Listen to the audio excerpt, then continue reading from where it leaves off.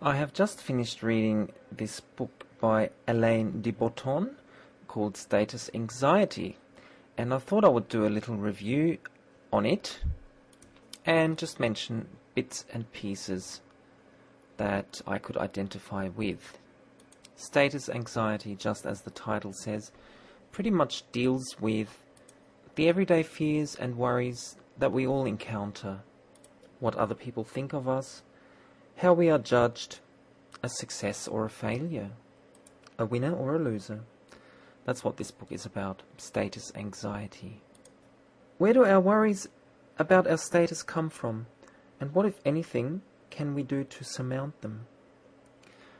Well, wait and see. I have grabbed some interesting philosophical points out of the book and just read them out to you. So, without further ado, here we go. Wealth does not involve having many things. It involves having what we long for. Wealth is not an absolute. It is relative to desire. Every time we seek something we cannot afford, we grow poorer, whatever our resources. And every time we feel satisfied with what we have, we can be counted as rich, however little we may actually own.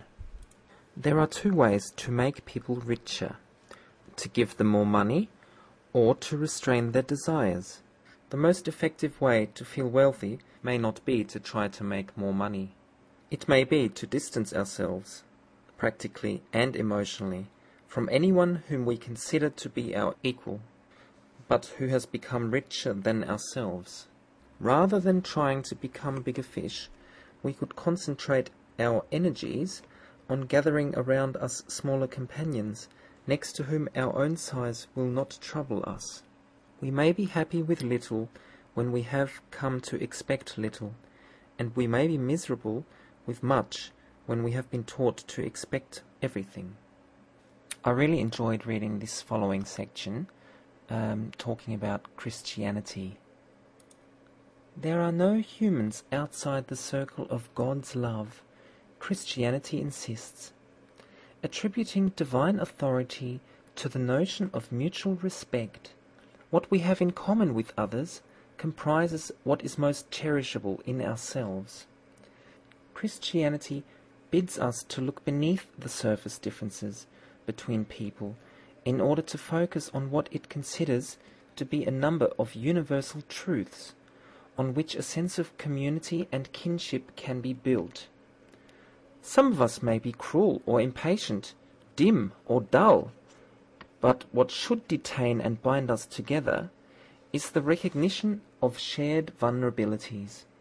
Beneath our flaws, there are always two ingredients: fear and a desire for love. To encourage fellow feeling, Jesus urged us to learn to look at grown-ups as we might look at children. Few things can more quickly transform our sense of someone's character than to picture them as a child. From this perspective, we are more ready to express the sympathy and generosity we almost naturally display towards the young, whom we call naughty rather than bad, and cheeky rather than arrogant. It can be as hard to hate a child as it can be to hate someone who we see sleeping, with their eyes closed and their features relaxed and defenceless. Sleepers invite a care and a kind of love, so much so that it is embarrassing to gaze at length at a person asleep beside us on a train or a plane. Their face prompts us to an intimacy which throws into question the edifice of civilized indifference on which ordinary communal relations are built. But there is no such thing as a stranger, a Christian would insist. There can only be an impression of strangeness born out of failure to acknowledge that others share in our own needs and weaknesses. Nothing could be more noble or more fully human than to perceive that we are indeed fundamentally, where it matters, just like everyone else.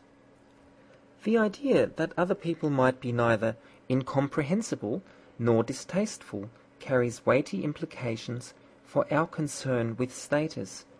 given that the desire to achieve social distinction is to a large extent fueled by a feeling of horror at what might be entailed, the more humiliating, shallow, debased, or ugly we take ordinary lives to be, the stronger will be our desire to set ourselves apart.